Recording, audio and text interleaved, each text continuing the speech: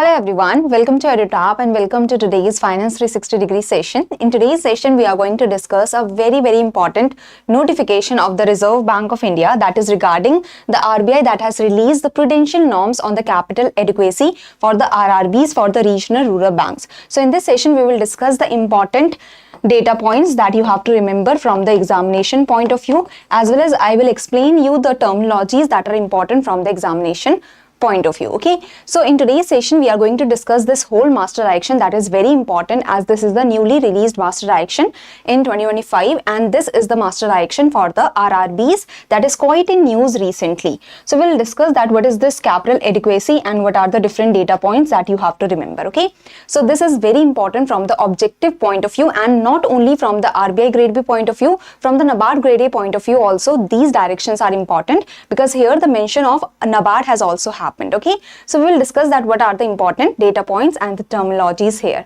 So now before starting with the session, do give me a thumbs up if I am clearly audible and visible, and good morning to all of you. Hello to everyone.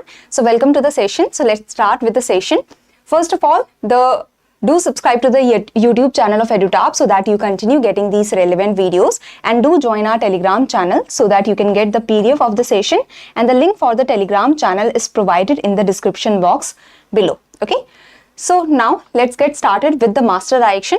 So the master direction has been released by the Reserve Bank of India. So the Reserve Bank of India has from time to time issued various guidelines, instructions, directives on prudential norms on capital adequacy for RRBs. See, all the banks in India, they have to maintain the capital adequacy. They have to maintain adequate capital with themselves so that they can handle the distress situation. Okay, so the RRBs, the regional rural banks also, they have to maintain the capital adequacy. They have to maintain adequate capital with themselves so that whenever there is any distress that is coming on the bank, they are able to utilize this capital to handle the distress kind of situation, to handle the problem. Okay, so this is the idea. All the banks in the country, they have to maintain the capital adequacy, and for the regional rural banks we are going to discuss these directions. So there were different guidelines and the directives that were released. So now the RBI has said that in the master action we have combined all these directions, all these guidelines, and we have also rationalized some of the guidelines. So to enable the RRBs to have current instructions, guidelines, directives at one place, a master direction has been released by the Reserve Bank of India, and this direction also incorporates suitable modifications and the rationalization in the existing guidelines. So this is the reason for releasing the master direction of the Reserve Bank of India prudential norms on capital adequacy for RRBs directions 2025. So this is the reason that RBI wanted all the instructions to be at one place so that it is easier for the RRBs to follow the instructions. Okay, now let's start with the capital adequacy. So first of all, what is capital adequacy ratio? So what is the capital adequacy ratio, or what is the capital to risk weighted asset ratio? So see, the CRAR or the CAR, that is capital adequacy ratio or the capital to risk weighted asset ratio, these are the same things, and the formula is that the total capital divided by the total risk weighted asset. Okay, so risk weighted asset, I will show you like some numbers so that you are able to easily understand this. Okay, so the CRAR or the capital adequacy ratio, the capital to risk weighted asset ratio or the capital adequacy ratio, they are the eligible capital funds, divided by the total risk weighted asset. So first of all, let's understand that what is the total risk weighted asset. So here is the numbers in front of you. Let's say that the RRBs have given, the regional rural banks have given some loan to the corporates. Okay, so here the amount that is given is 300 rupee crore. On this, the risk weight is 100%. On this, the risk weight is 100%. Risk weight shows you that how risky the asset is, because for the banks, the loans are the assets, right? For the banks, the loans are the asset, because on the loans the bank is earning the interest rate. So for the banks, the loans are the asset, because on the loans the bank earns the interest rate. So the loan that is given to the corporates, let's say the bank is giving the loan to the corporates, so the loan is of 300 rupee crore, and on that the risk weight is 100%. That means this is a very risky loan that the bank has given. Okay, so risk weight is 100%. That means the risk weighted asset that is the loan amount, multiplied by the risk weight, that is risk weighted asset is 300 crores here. Now in the residential mortgages, that is the housing loans we can say. So here the housing loan is of 150 rupee crore, and here the risk weight is 50%, because here you can understand that the housing loans, it has a lower risk weight. Okay, so here 150 crores multiplied by 50%, that is risk weighted asset. Risk weighted asset is 75 crores here. Loan to other banks, if the RRBs are giving loan to other banks, let's say, so this is just some examples, just some random numbers that I have taken so that you are getting the clear idea that what is the risk weighted asset. So this is the asset, this is the loan that is given multiplied by the risk weight. Now loans that are given to other banks has a lower risk weight, that is 20%. So 20% multiplied by the asset, that is your risk weighted asset of 20 crores. Credit card exposure, so 50 crores is the credit card loans or credit card exposure that is present. In this, let's say the risk weight is 125%. So the risk weighted asset is 62.5. So when we add all the risk weighted asset, this is the total risk weighted asset. Any confusion here? So risk weighted asset is what? This is the asset of the bank multiplied by the risk weight. Asset of the bank is the loan or the exposure of the bank multiplied by the risk weight. For the different loans categories, there are different risk weight. Okay, so risk weighted asset is asset multiplied by the risk weight. So here the total risk weighted asset is 457.5. So we have found out, that what is the, so we have found out that in the CRAR, in the capital to risk weighted asset ratio, the total risk weighted asset is how much? It is 457.5. Now if I tell you that the RRBs, the regional rural banks, they have to maintain the capital to risk weighted asset ratio at 9%. That means their capital adequacy, the capital adequacy ratio is 9%. That means against the total risk weighted asset, they have to maintain the eligible capital, that is 9%. Against the total risk weighted asset ratio, the eligible capital is the 9% of the total risk weighted asset. So what is the eligible capital? What is the number here? How are the risk weight determined? The risk weight are determined on the basis of the guidelines of the RBI. The risk weight also are determined on the basis of the the credit rating that is present, as well as the banks themselves also determine the risk weights on the basis of the collateral. So there are various reasons and determinants on the basis of which the risk weight is determined. Okay, so now eligible capital, how much it will be? It will be around 41.7 crores. So if the total risk weighted asset, let's say if the total risk weighted asset ratio is 100 crores, the CRAR, that is the capital adequacy ratio or the capital to risk weighted asset ratio, should be 9% of the total risk weighted asset. That is 9 crores should be the capital, should be the eligible capital. So this is the idea that against the total risk weighted assets, the eligible capital funds should be of 9%. That is here 41.175 crores, let's say. Okay, so RRBs are required to maintain a minimum, this is the minimum capital to risk weighted asset ratio, this is the minimum capital adequacy ratio of 9%. On an ongoing basis, this has to be maintained. So against the total risk weighted asset ratio, against the total risk weighted assets, the eligible capital funds should be 9%. So CRAR or capital adequacy ratio is 9%. I hope this is very much clear. So against the total risk weighted asset of 457.5 crores, against this 9% of the eligible capital is maintained. Now the CRAR, that is the capital to risk weighted asset ratio, this is divided into tier 1 capital.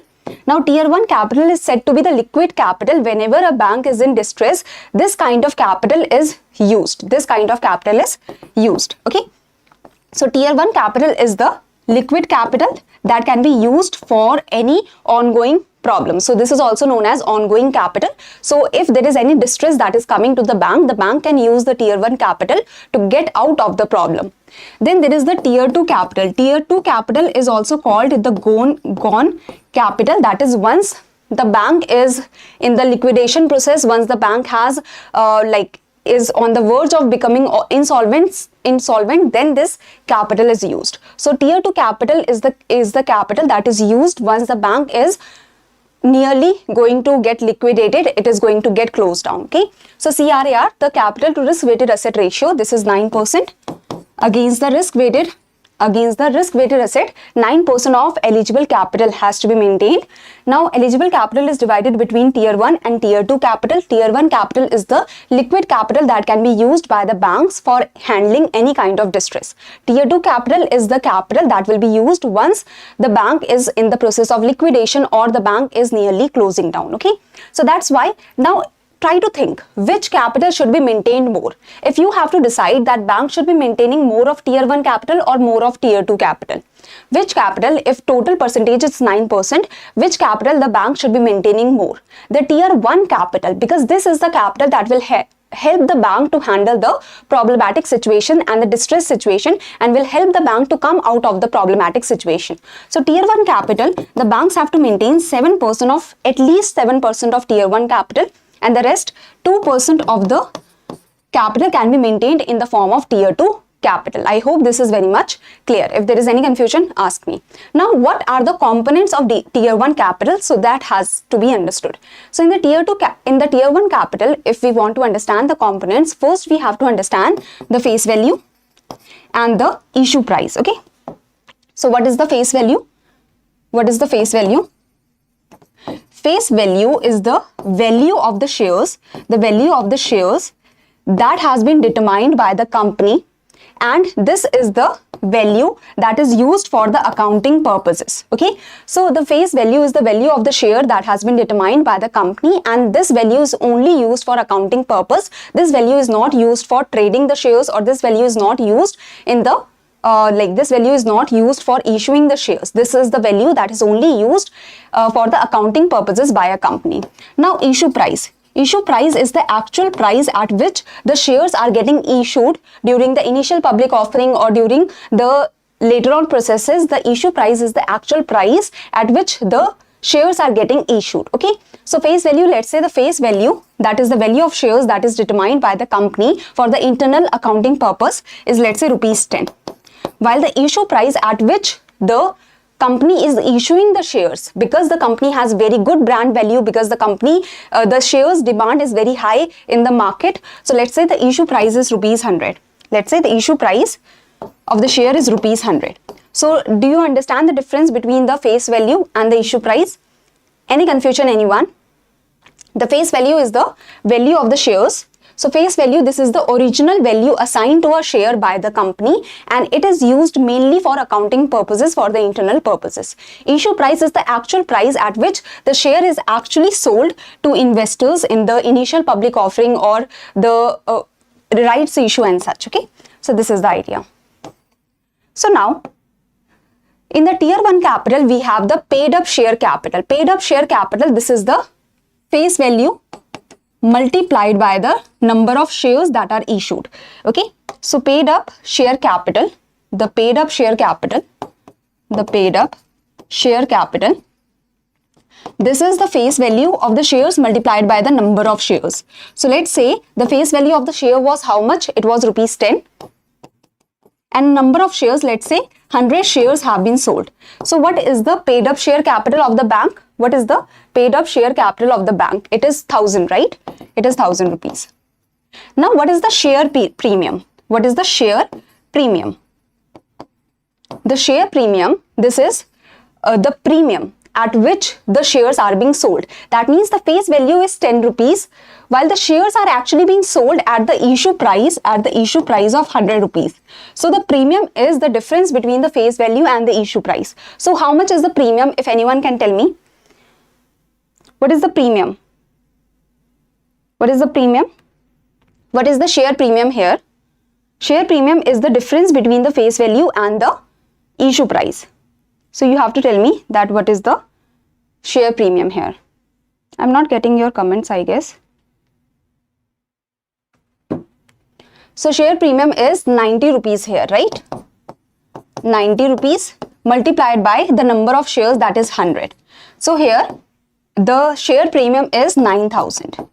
9,000. So this is the share premium, that is the issue price minus the face value. So that is the premium value, premium value multiplied by the number of shares. So this is the idea. Okay, so paid up share capital, this is the face value multiplied by the number of shares, then share premium, if any, resulting from the issue of shares. So the number of shares multiplied by the premium value. Premium value is the value that is the difference between issue price and face value. Okay, so this is the idea. So this is the share premium. This is the price at which, like the higher premium at which the shares are being sold as compared to the face value.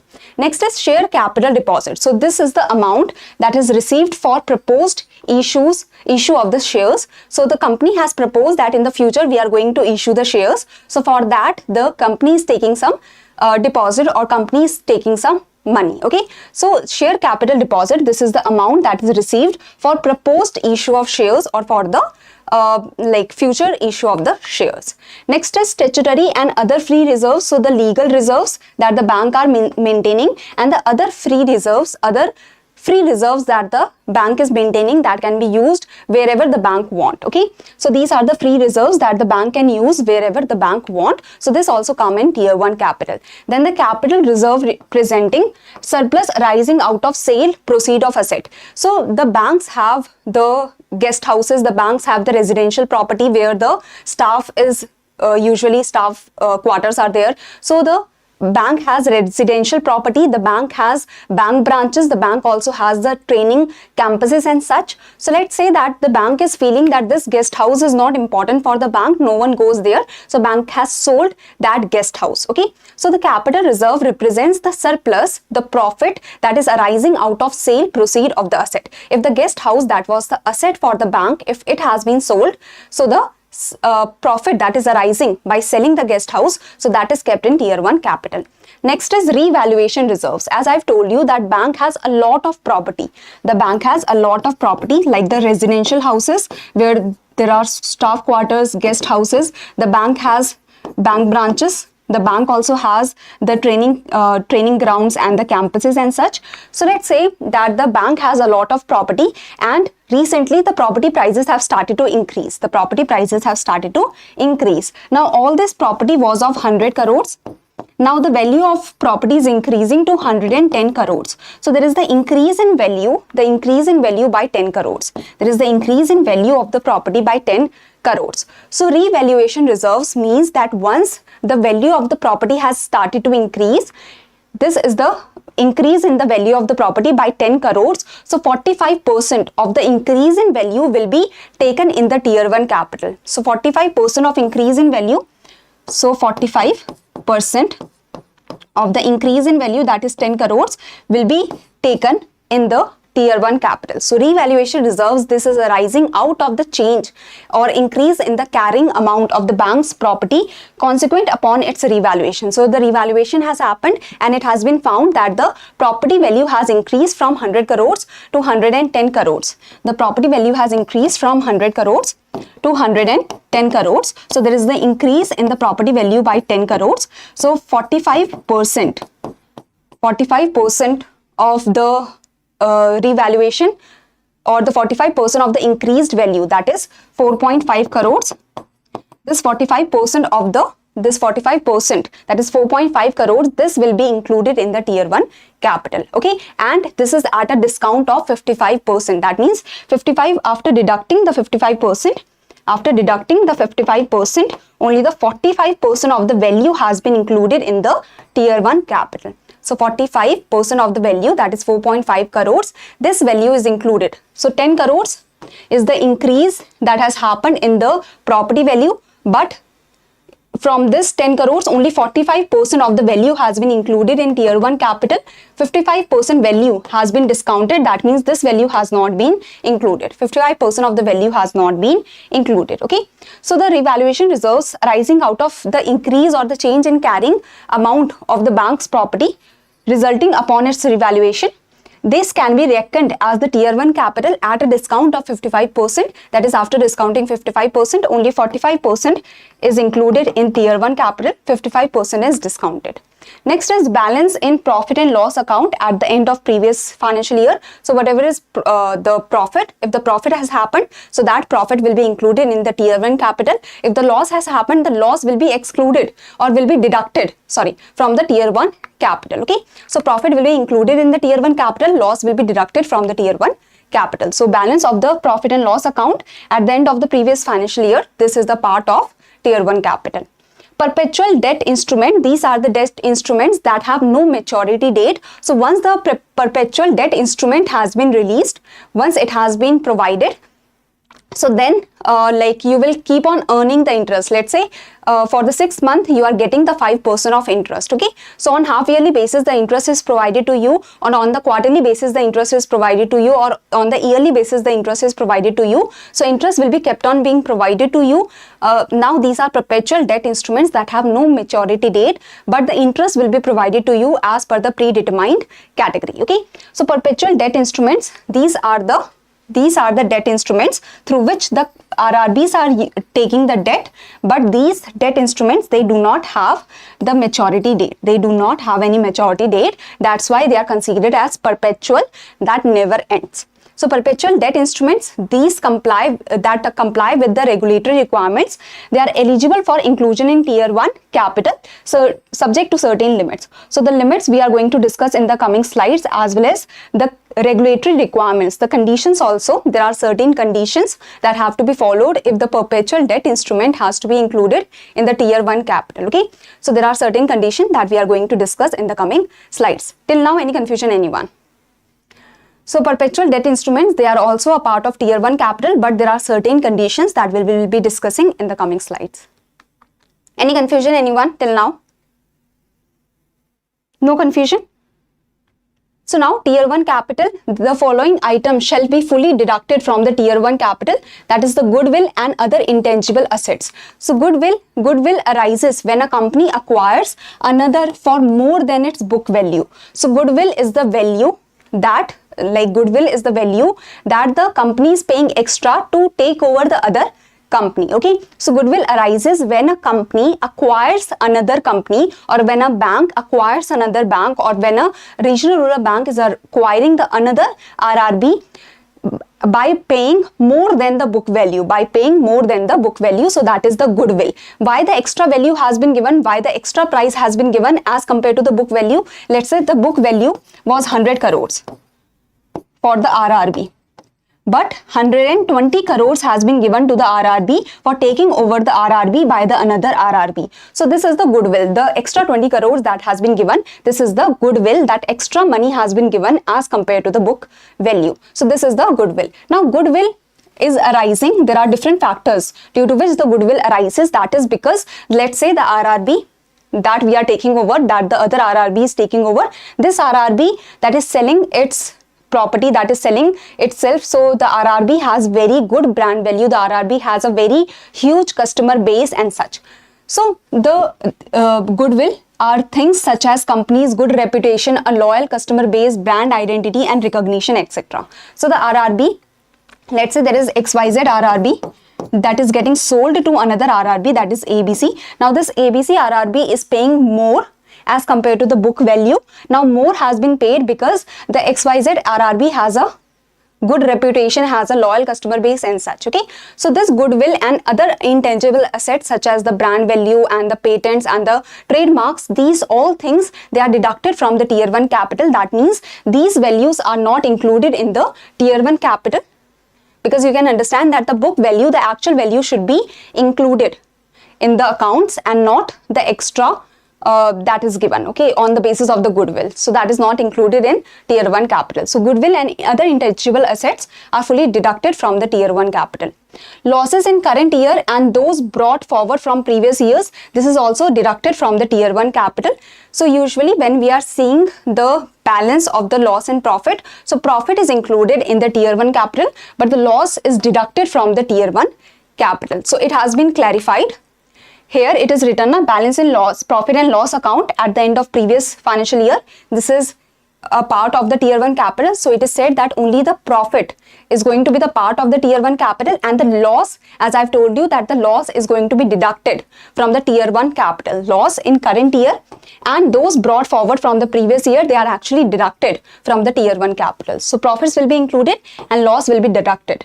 Defined benefit pension fund assets and liabilities, they are also deducted from the tier 1 capital. Okay, so the pension liability, this is the obligation, because the banks have the liability that they have to give the pension. Okay, so that is the liability, that is the obligation that the bank has to give the pension. So must be fully recognized, this kind of liability has to be fully recognized and they have to be deducted from the tier 1 capital, because this is the liability that the bank has to pay out. So this is deducted from the tier 1 capital. Now pension fund asset. Asset is the surplus in the pension fund. Let's say 100 crores of pension fund was kept for the pensions, for giving out the pensions, but only 90 crore was used. So 10 crore is the surplus that is present, that 100 crores were kept but only 90 crores has been used. So 10 crore is the surplus in the pension fund. So this is the pension fund asset.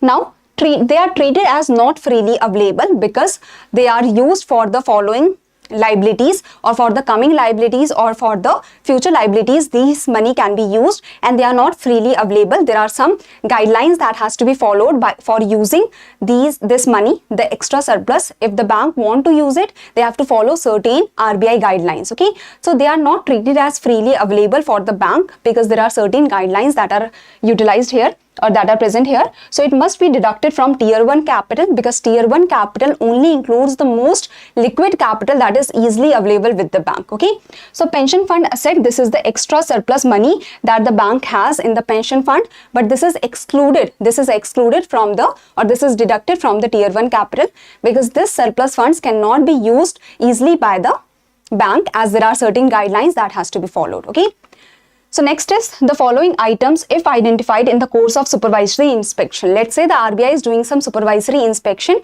and RBI has come to find that there is deficit in NPA provisions, that the bank is not keeping sufficient NPA provisions. The bank is not keeping sufficient provisions for the bad loans, for the non-performing asset. So the bank will have to start maintaining good provisions and that money will be deducted from the tier 1 capital. So if on the supervisory inspection, if on the audit, the RBI has found that the bank is not keeping sufficient of the NPA provisions, so the bank will have to deduct the money from the tier 1 capital to maintain the sufficient provisions. Okay, income wrongly recognized on non-performing asset. Let's say previous month the loan has turned into bad loan and the loan has turned into NPA, but the bank is still including the interest on that loan in its account. So that is wrong, because the loan has already turned NPA. The money is not going to come from that loan, right? The interest is not going to be paid on the bad loan, but the bank is still including,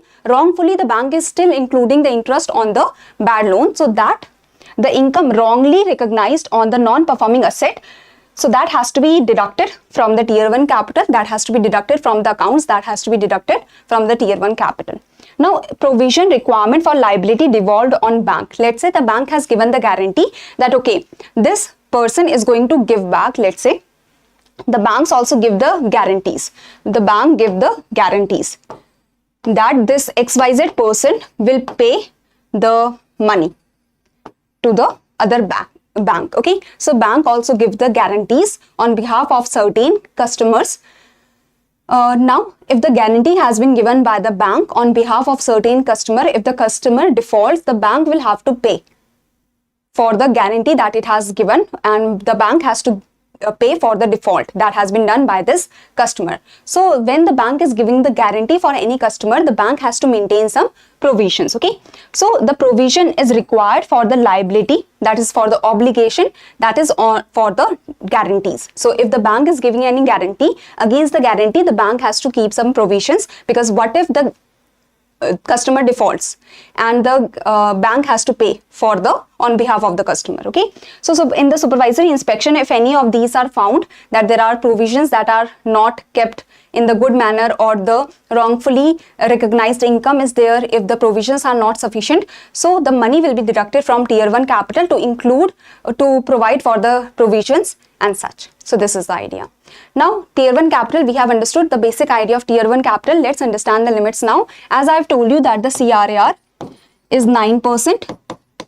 Out of this, the tier 1 capital that the banks have to maintain is 7%.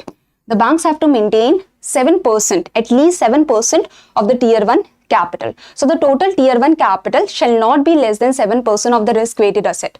So the capital that the banks have to maintain against the risk weighted asset is 9%, out of which 7% should be the tier 1 capital. Okay. Next is of the minimum tier 1 capital of 7%, of the minimum tier 1 capital of 7%, 1.5% can be in the form of perpetual debt instruments. The rest 5.5% should be in the form of other reserves, paid up share capital and such. Okay. So only one out of the 7%, only 1.5% of the capital can come from the perpetual debt instrument. So of the minimum tier 1 capital of 7%, the perpetual debt instruments will be limited to 1.5% of the total risk weighted asset.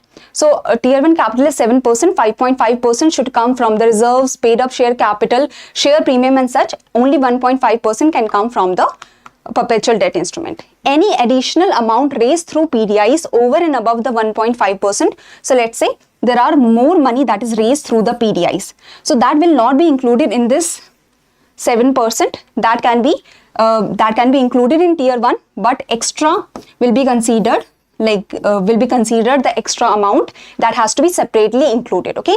So any additional amount raised through the PDIs, raised through the perpetual debt instrument over and above the 1.5% of the risk weighted asset may also be reckoned as tier 1 capital, but this is the extra tier 1 capital that the bank has to maintain, as these extra perpetual debt instruments will not be included in the 7%. The 7% should be 5.5% from the reserves, from the shares value and such. 1.5% should be the PDI. If there are extra perpetual debt instruments that are being sold and that are being maintained, so that extra can include in the tier 1 capital but not in this 7% limit. Okay. So this is the idea, that provided that the bank complies with the minimum tier 1 capital of 7%, that is 1.5% coming from the PDIs, the maximum is this much coming from the PDIs, and the rest 5.5% at least should come from the other categories like the risk, like the share capital and such. Okay. So this is the idea.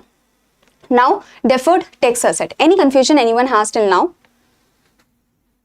So deferred tax asset, commonly deferred tax asset arise from when a bank, so basically try to understand, let's say the bank has paid more tax in the previous year, or the bank has paid, let's say 20 crores as tax in this current year, in the current financial year. Okay. Now actually the tax that should be paid should only be 15 crores. So 5 crores extra tax has been paid. 5 crore extra tax has been paid. So this 5 crore extra tax that has been paid in the current year. So in current year 20 crores tax has been paid, out of which only 15 crore had to be paid, but 5 crore extra tax has been paid. So the extra tax that is paid today, or that is the extra tax that is paid in the current financial year, this creates a deferred tax asset. 5 crores extra tax that is paid, this is the deferred tax asset that can be used in the future. Okay. This is a promise that the bank can pay less tax in the future by 5 crores. So this is the asset for the bank, you can understand. Now this is because of the timing difference that the extra tax is paid in the current financial year, but this asset will be used, or the extra tax that is paid in this financial year will help in paying less in the coming financial year. Okay. So this is creating the timing difference. Now there is another thing that is called carried forward losses. In the carried forward losses, what happens that in this current year, let's say loss has been made of 10 crores. The loss has been made of 10 crores. Now the tax is only paid on the profit. If the loss is made, there is no tax that has to be paid, and this loss can be carried forward to the next year, and in the next year, let's say the profit is made of 15 crore on which the tax has to be paid. But in the last year, the loss was paid and this is carried forward. So after deducting the loss from the profit of the next year, the profit, from this profit, the loss will be deducted, and from the rest amount, only on the rest amount, the tax will have to be paid. So this is the carried forward loss. So deferred tax asset, or this asset that is coming because of the deferred tax. So deferred tax asset So this is in the two forms. Either first that extra tax has been paid, and because in the current financial year the extra tax has been paid, in the coming year the less tax will have to be paid. So this 5 crores extra tax that is paid, this is like a asset. This is like a asset that can be used in the future year, in the coming year. Okay, carried forward loss, that means in the current year the loss is being made and this loss has been carried forward, so that from the future profit the loss will be deducted, and then only on the rest of the profit the tax will be paid. Okay, so DTA comes from accumulated losses also, that is the bank make a loss and is carrying it forward to reduce the future tax on the profits, because the carried forward loss will be deducted from the profit, and the left out profit, only on that the tax has to be paid. Okay, so now the DTA is of two types, that is from accumulated losses. If there are the accumulated losses, that is in the previous year the loss has been made, so that will be deducted from the current profits to pay the tax on the left out profit only. Okay, so this is fully deducted from tier 1 capital. This is not included, this kind of DTA, this kind of asset is not included in the tier 1 capital, because what if in the coming year the profits are not made, the losses are made in the future years also, then this kind of asset will of no value. Okay, next is from timing difference. If there is the timing difference, that means in the current year extra tax has been paid, that can be used in the coming year. So from the timing difference there is the deferred tax asset. In this case it is recognized up to 10% of tier 1 capital. So let's say tier 1 capital is 100 crores. So 10%, that is up to 10 crores, the DTA can be recognized. So this 5 crores will come under the limit. So this whole of the 5 crores will be included, will be recognized in the DTA, will be recognized in the tier 1 capital as the DTA. So I hope this is clear that first of all the deferred tax asset is of two types. One is that extra tax has been paid in the current year. So this extra tax that is paid of 5 crores in the current year, this can be used in the future year. Okay, so this is the asset that you have paid extra in this year. So this is the asset for you for the next year. So this is because of the timing difference. This is because of the timing difference. From accumulated loss, so if you have made loss in the previous years, this loss can be carried forward and can be deducted from the profit of the future year, so that whatever is the left out profit, only on that the tax has to be paid. So usually the accumulated losses can only be utilized when the profit is made, but what if the company do not make profit in the coming years? So that's why this kind of DTA, this kind of deferred tax asset is not included or is deducted from the tier 1 capital. It is not included in the tier 1 capital, but from the timing differences, this is recognized up to 10% of the tier 1 capital. Okay, so this is the idea. Now deferred tax liabilities, these are the liabilities that these arise when a bank pays less tax in this year, and let's say 5 crores of the tax has been paid this year, while the tax had to be paid, that is 10 crores. So the extra 5 crores that is not paid, this is a liability, this is a deferred tax liability. So deferred tax liability, these arise when a bank pays less tax as compared to what it should be paying. So this is the deferred tax liability. This has to be paid in the coming years. Okay, so this is a liability, this is an obligation that has to be covered in the coming year. So amount of DTAs which are to be deducted from tier 1 capital, so amount of DTAs which are to be deducted from the tier 1 capital, that can be used for netting the DLTs. So if the DLT, that is the deferred tax liability, is 5 crores, this has to be deducted. So this liability has to be deducted, this liability, that is the deferred tax liability, has to be deducted. This liability has to be deducted from the deferred tax asset that is not included in the tier 1 capital, that can be used for netting. Okay, so the amount of DTAs which are to be deducted from tier 1 capital, so the amount of DTAs which are to be deducted from tier 1 capital can be used. These DTAs can be used to to deduct the deferred tax liabilities. Okay, to exclude or to deduct the deferred tax liability. So this is the basic idea, that the DTAs that are deducted, the DTAs that are deducted from the tier 1 capital, that is not included in the tier 1 capital, these DTAs can be used for netting, for covering up the liabilities. Okay, so this is the basic idea. Now general tier 2 capital. In the tier 2 capital, there are the components, that is general provisions and loss reserves. So the banks maintain the general provisions, the banks maintains the provisions and reserves for the non-performing asset, for the losses, okay, or for the bad loans. So the banks maintain the general provisions and loss reserves for the non-performing asset and for the bad loans. So these general provisions and loss reserves will be included in the tier 2 capital only when these general provisions and the loss reserves are for the unknown or unexpected bad loan. Okay, so these are the funds. So general provisions and loss reserves, they will be included in the tier 2 capital if they are to cover the unexpected future loss. If they are to cover the unexpected future loss, that means that general provisions and loss reserves that are being they are being kept. If these general provisions and loss reserves, if they are being kept to provide for the current losses, if they are to be used for the current or expected losses, then these provisions and loss reserves will not be included in the tier 2 capital. So basically, if the general provisions, they are to be used for the current losses, if they are to be used for the current losses, or if the general provisions are to be used for the expected losses, so these kind of general provisions, as they are kept with the motive to cover the current losses, so these kind of general provisions will not be included in tier 2 capital. The general provisions that are for the unexpected losses, only that will be included in the tier 2 capital. So general provisions and loss reserves will be admitted as tier 2 capital up to a maximum of 1.25% of the total risk weighted asset. So tier 2 capital, it is usually maintained 2%. So out of the 9% of the CRAR, 2% can be maintained in the form of tier 2 capital, out of which 1.25% can come from the general provisions and loss reserves, which are kept for the unexpected losses, So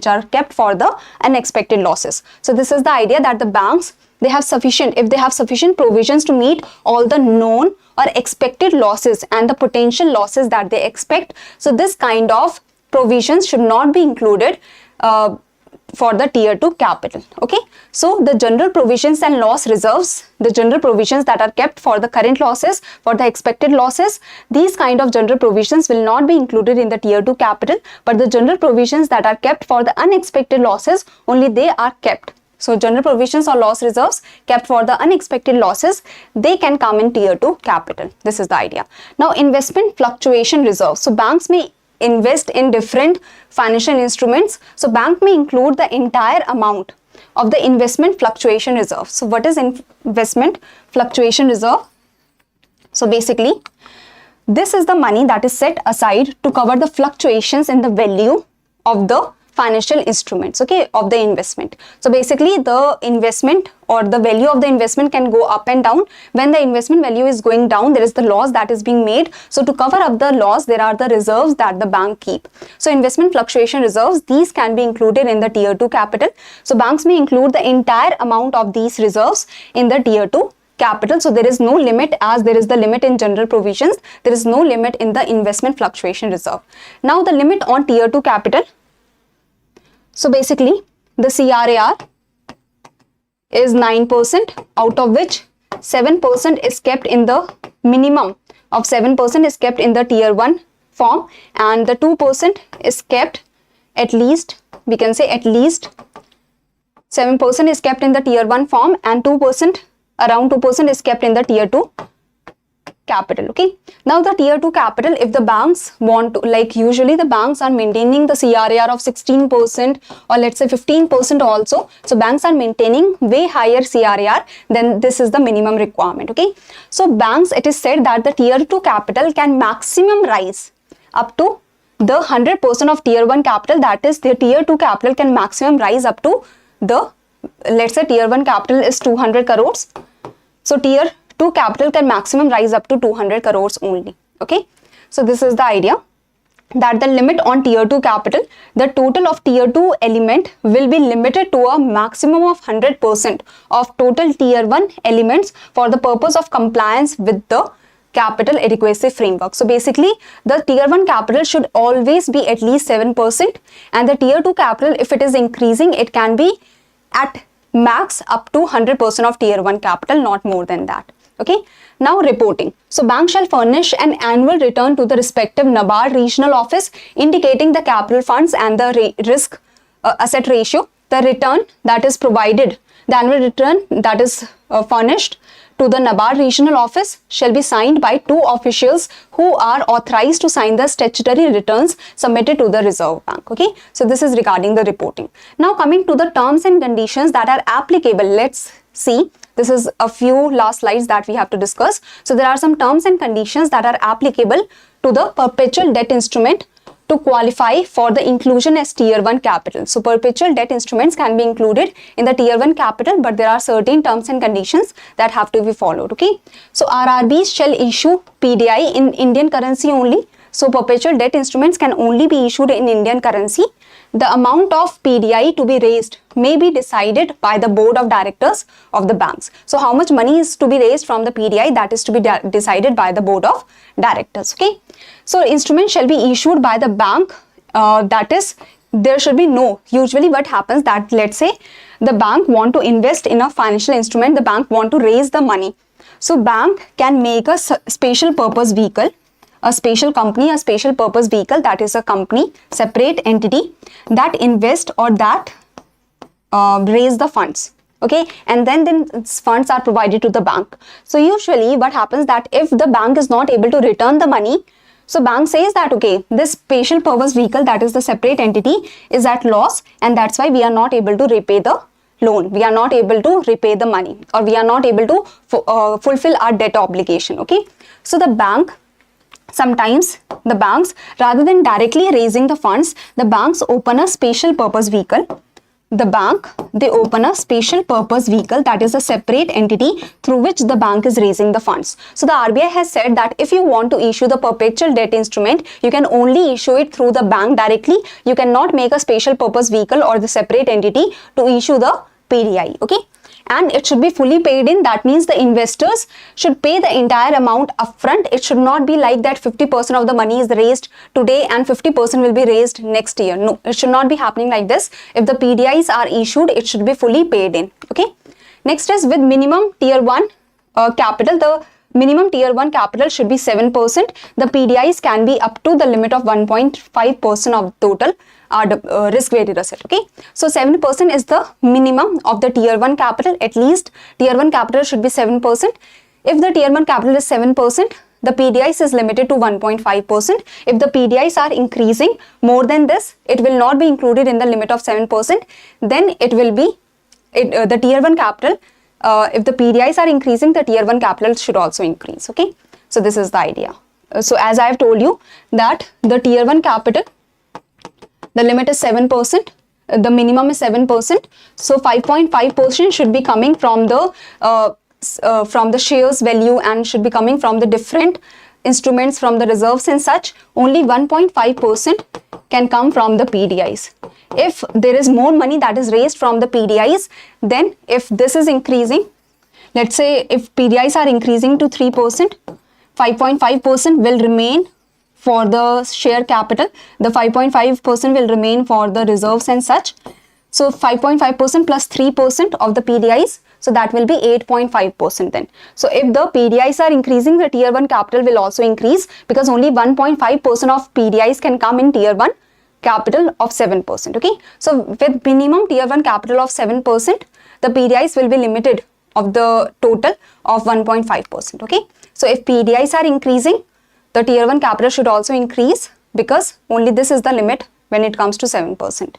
The instrument shall be perpetual, that is, there is no maturity date and there are no step-ups. That means the interest rate cannot be increased. Okay, incentives cannot be increased for the later on period. If it has been said while issuing the PDIs, if it has been said that 8% of interest will be given on the half yearly basis or 5% of interest will be given on the half yearly basis, that is going to be kept same for all the years. Okay, so the instruments shall be perpetual, that means there is no maturity date and there are no step-ups or there are no extra incentives that can be given on the later period of time.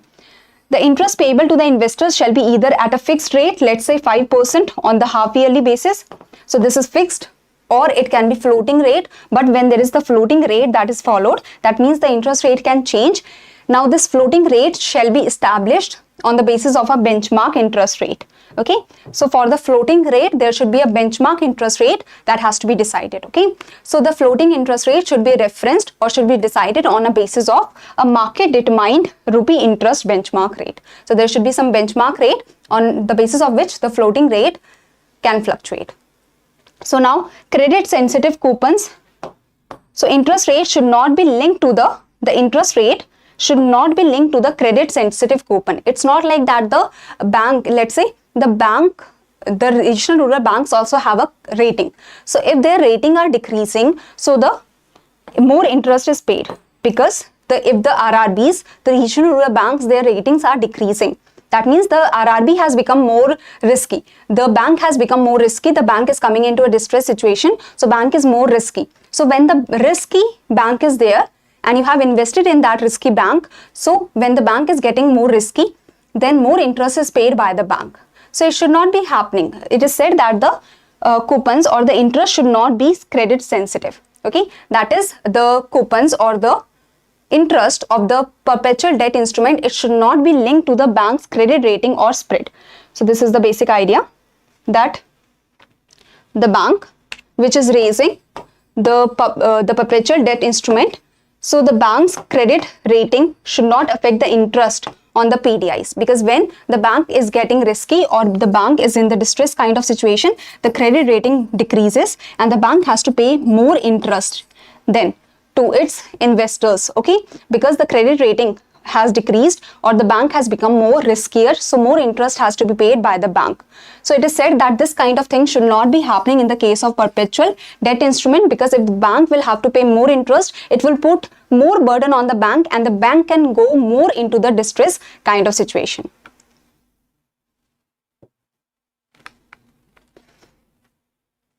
So put option not allowed. This means investors cannot. Put option means that investors, can they buy back can they force the company to buy back the instrument? That is, can they force the company to purchase their PDI back? Can they force the company to pay the amount for the PDIs? So it is not allowed. This means that investors cannot force the bank to buy back the instrument before maturity. Okay, so there is no maturity in the perpetual debt instrument, there is no maturity, so the investors cannot force the bank to buy back the instrument. The bank can only use the call option. That means the bank, see, the investors, they cannot force the bank to buy back the perpetual debt instrument, but the bank on their own wish, the bank can buy back the buy back the perpetual debt instrument by paying back the investors. So basically the investors have invested in the perpetual debt instrument. They have given the money to the banks for buying these perpetual debt instrument. Now the investors, they cannot force the bank to pay back the money and take back their instruments. Okay, the investors cannot do so, but the bank on their wish, the banks can take back their instruments and can pay back the investors. Okay, so the bank can only use call option. That means the bank can buy back the instrument after minimum 5 years from the date of issue. Okay, the call option shall be exercised only with the prior approval of the Reserve Bank of India, the Department of Regulation. So call option, if the bank want to do the call option, that means the bank want to buy back the PDIs and give back the amount to the investors that they had invested. So in this case, first of all, the PDI should have completed minimum of 5 years and the approval has been taken from the RBI Department of Regulation. Okay, so put option is not allowed. It is not at all allowed. Investor cannot force early closure of the PDIs. Step up option is also not provided. That means no interest rate hike can be promised for the later on period. So step up option is not available. Call option, yes, call option can happen for the RRBs only. So for the RRBs, the bank can say that we are buying back our PDIs and we are giving back your money, but it has to follow 2 strict conditions. That first of all, the minimum of 5 years has been completed for the PDI, and second, the approval has been taken from the RBI Department of Regulation. Okay.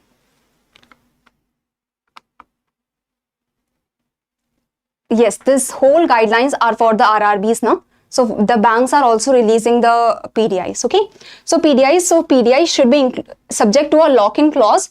That means the issuing bank, the RRB, shall not be liable to pay interest on the perpetual debt instrument if the bank capital to risk weighted asset ratio is below the minimum regulatory requirement of 9%, then the bank will not have to give the interest on the PDI, okay?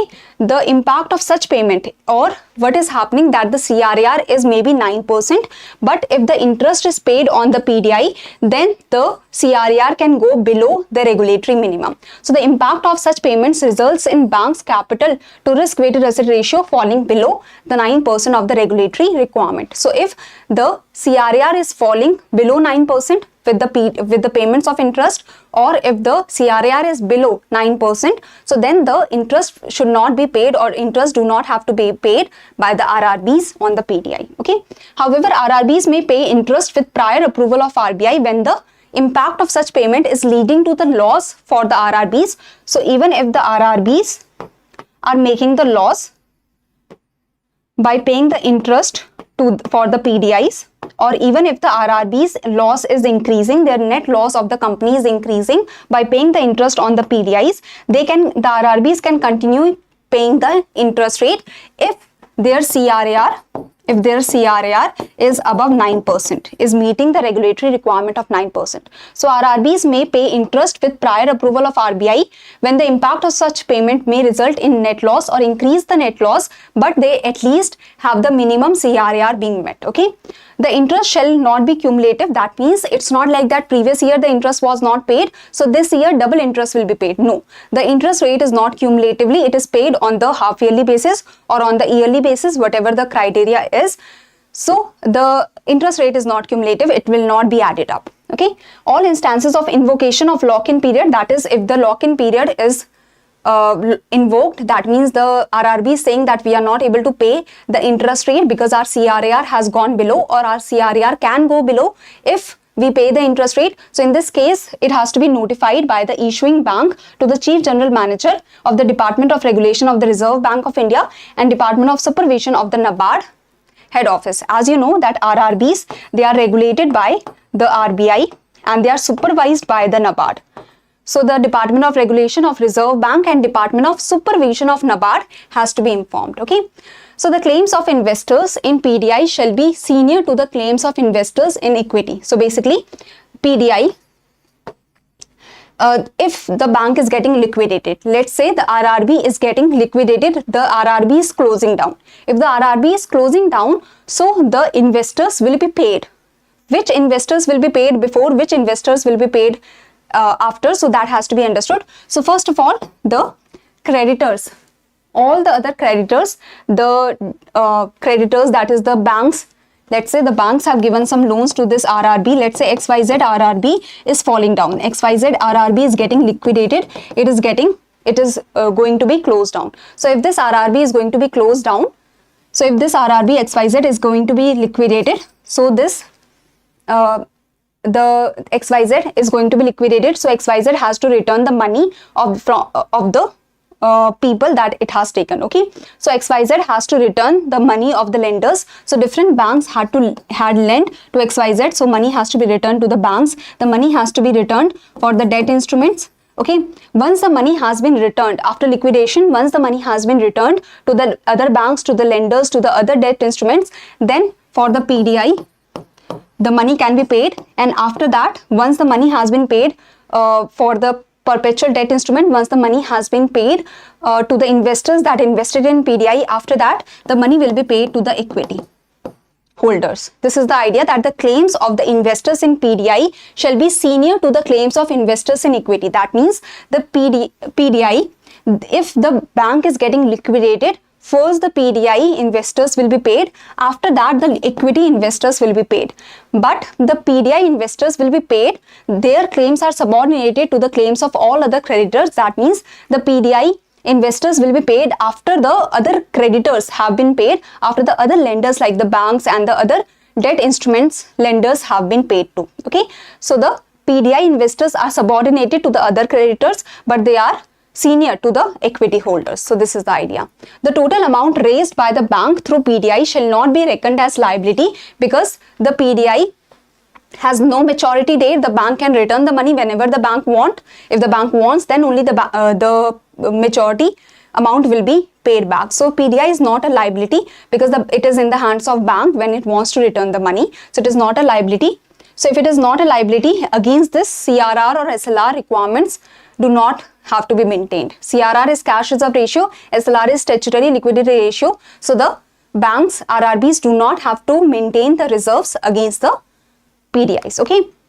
Next is RBI issuing PDI shall regional rural banks that are issuing the perpetual debt instrument shall submit a report to Chief General Manager of Department of Supervision, NABARD Head Office, giving details of the debt raised together with a copy of the offer document, that how much money has been raised. Okay. Now RRBs shall not invest in the PDI issued by other banks including RRBs. That means RRBs themselves, they cannot invest in the perpetual debt instruments, and the RRBs shall not issue PDI to retail investors, foreign portfolio investors or NRIs. So the RRBs can only issue the perpetual debt instrument to the financial institutions such as the other banks, such as the commercial banks and such, and to the insurance companies, to the mutual funds and such. So the RRBs, they shall not issue the perpetual debt instrument to retail investors, to foreign portfolio investors, to the NRIs. So the RRBs can only issue the perpetual debt instrument to the financial institutions like the insurance companies, mutual funds, the other banks like the commercial banks, and RRBs. No RRB can invest in the perpetual debt instrument of any other bank or any other RRBs also. This is the idea. No, lock-in period, here lock-in period means lock-in clause. This is not lock-in period, this is lock-in clause. Lock-in clause means that this is the time period when the interest, so PDI should be subject to lock-in clause in terms of which the issuing bank shall not be liable to pay the interest. So lock-in clause means that in this time period the interest will not be paid because the bank is in a distressful kind of situation. The capital adequacy ratio is going below the regulatory requirement, or the CRAR or the capital adequacy ratio can go below the regulatory requirement. So in this case, the interest will not be paid. So this is the lock-in clause. Okay. Any confusion anyone has in this guidelines?